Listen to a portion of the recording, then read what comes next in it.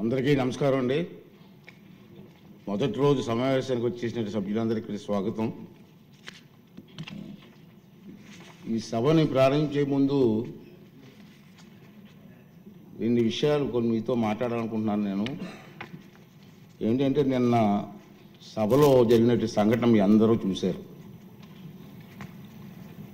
నాకైతే చాలా బాధ అనిపించింది.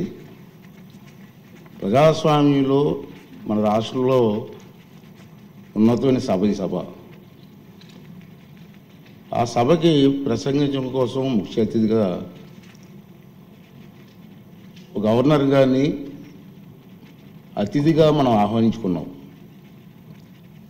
అతన్ని గౌరవించవలసిన బాధ్యత అందరూ సభ్యులందరి మీద ఉంది, మీ అందరికీ తెలిసిన విషయమే. అటువంటి గవర్నర్ గారు ఉపన్యాసం చేస్తున్నప్పుడు నిన్న జరిగిన సంఘటన సభ్య సమాజం సిగ్గుపడవలసిన విషయం నేను భావిస్తున్నాను. నిన్న జరిగిన సంఘటన మీరు కళ్ళారా చూశారు, మీరు అందరూ కూడా, మీరే కాదు ప్రజలందరూ చూశారు. ఒక ముఖ్యమంత్రిగా పనిచేసిన వ్యక్తి, ఒక పార్టీకి అధ్యక్షుడిగా ఉన్న వ్యక్తి, పార్లమెంటు మెంబర్గా కూడా పనిచేసిన వ్యక్తి సభ్యత మర్చిపోయి ఆ విధంగా ప్రవర్తిస్తే కనీసం కూర్చొని చూస్తూ నవ్వుకుంటున్నాడు తప్పించి వాళ్ళ సభ్యుల్ని కంట్రోల్ చేసే పరిస్థితి ఎక్కడ కనిపించదండి మనకి. పైగా ఎంకరేజ్ చేస్తాడండి. ఇది సాంప్రదాయం అండి. ఇది సాంప్రదాయం అంటారా? సాంప్రదాయం ఏంటండి? ఇది ఒక ఉన్నతమైన వ్యక్తిని అగౌరవపరిచే విధంగా ప్లే కార్డ్స్ పట్టుకొని రావడం, కాగితాలు చింపి పోడియం మీద విసిరారు. అంటే గవర్నర్ మాట్లాడుతూ ఉంటే గవర్నర్ మీద, ఇది పద్ధతి కాదు. ఈ సాంప్రదాయం అంటాడు. ఏంటి సాంప్రదాయం అని నాకు అర్థం కాదండి. ఇది పద్ధతి కాదు, ప్రజాస్వామ్యం ఇది మంచి పద్ధతి కాదు. పైగా అతనికి ఆలోచన లేకపోయినా పక్కనే ఉన్నటువంటి సీనియర్ మెంబర్ బొత్స సత్యనారాయణ గారికి కూడా ప్రోత్సహించారు. వారైనా ఇది తప్పు అని చెప్పే పరిస్థితి లేదు. ఇటువంటి సంఘటనలు రాబోయే రోజులు జరగకూడదనేది నా తాలూకు ఆలోచన విధానం. మీరందరూ కూడా గమనిస్తూనే ఉన్నారు. ఇది ఎందుకు చెప్తానంటే ఇప్పటికైనా విజ్ఞతతో ప్రవర్తించాలని చెప్పి ఆ సభ్యులందరినీ కోరుకుంటున్నాను. సభ ద్వారా ప్రజాస్వామ్యం పెద్దలు మనకు ఎంతో ప్రజాస్వామ్యాన్ని ఇచ్చారు, రాజ్యాంగాన్ని ఇచ్చారు. రాజ్యాంగానికి అనుగుణంగా మనం ప్రవర్తించాలి తప్పించి మన ఇష్టం వచ్చిన మాట్లాడుకుంటాం. సర్వ హక్కులు నాకే ఉన్నాయి, నేను మాట్లాడతాను అన్నది ఇది పద్ధతి కాదని చెప్పి ఈ సభ ద్వారా సభ్యులందరికీ, అన్ని పార్టీ సభ్యులకు కూడా మనం చేస్తున్నాను. అదే ప్రజలు కూడా దీన్ని గమనిస్తున్నారనే విషయాన్ని కూడా మనం చూసుకోవాలి. ఉంది మన గవర్నర్ ప్రసంగం అయింది నిన్న. ఈరోజు గవర్నర్ ప్రసంగం మీద చర్చ ఉంది. వాళ్ళకి ఏమైనా అభ్యంతరాలు ఉంటే ఈ చర్చలు పాల్గొనవచ్చు కదా, మాట్లాడే అవకాశం మనం ఇస్తాం కదా.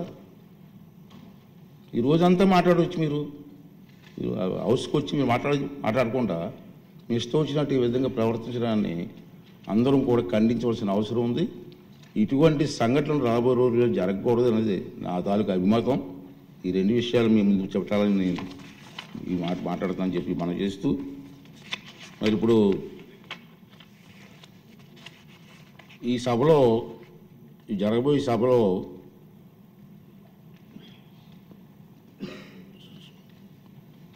ప్యానల్ సభ్యులుగా మండల బుద్ధప్రసాద్ గారు, వరదరాజుల రెడ్డి గారు, జ్యోతుల్ నెహ్రూ గారు, కోళ్ళ లలిత్ కుమార్ గారు, దాసరి సుధ గారు, విష్ణు కుమార్ రాజు గారు వీరిని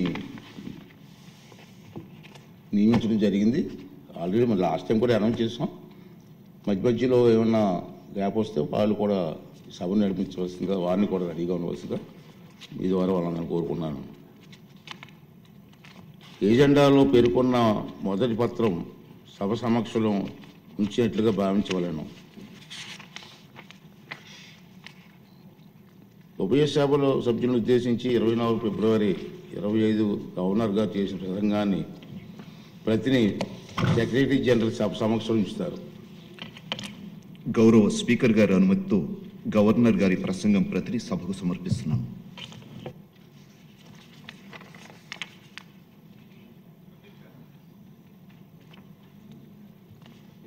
జయసూరి గారు.